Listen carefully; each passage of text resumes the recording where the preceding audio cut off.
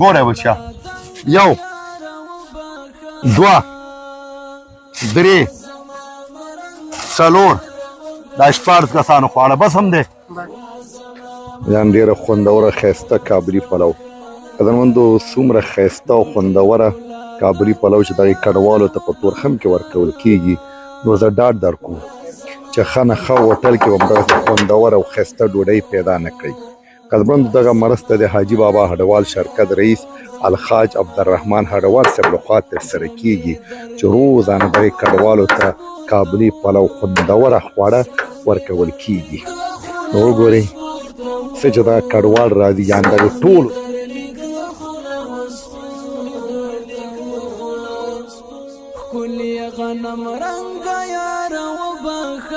دې ته راغلو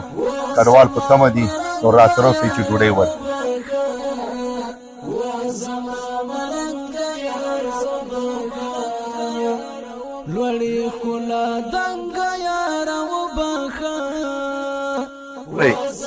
دا د نه کسانو خواړه نور کومه خیمې دي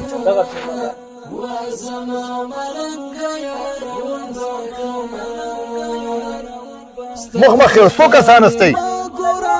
څلور دا وارې شپږ کسانو حاجي صاحب څو کسان استئ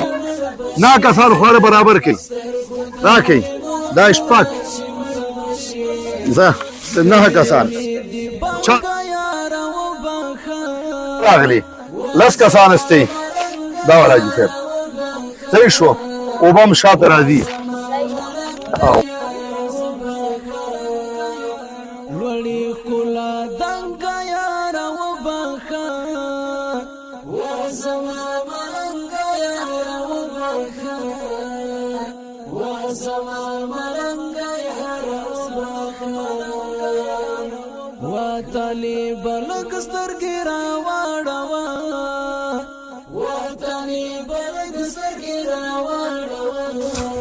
دا د نه کسانو خواړه او ځان مخې وي ګوره خورې دا نهه دا د پنځلس کسانو خواړه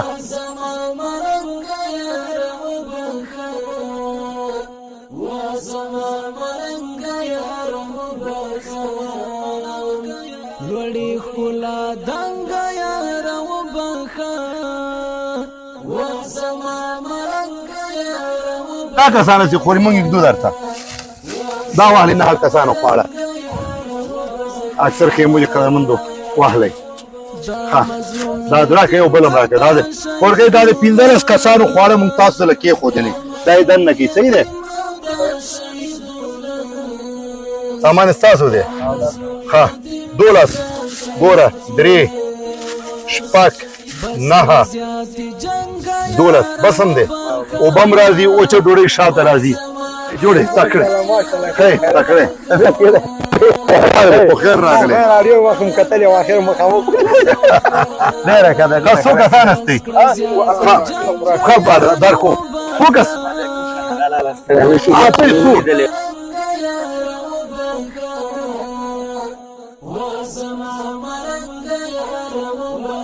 شو اوچه ډوډۍ هم راځي اوبه هم راځي هغه م ودرېږه چې هغه هم واخلي صحیح ده هو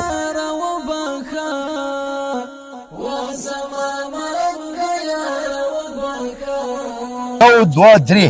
اوچه ډوډۍ اوبه هم راځي ښه کاکا دا واخله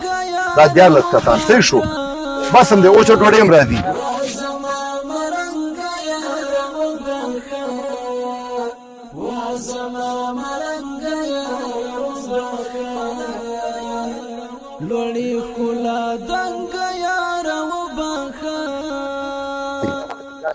لس کسانه سي واهلئ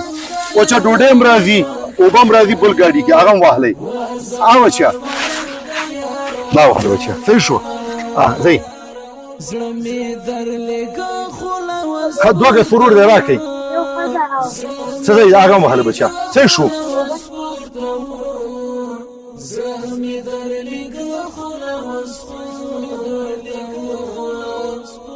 كل غنم رنگ يا روبخا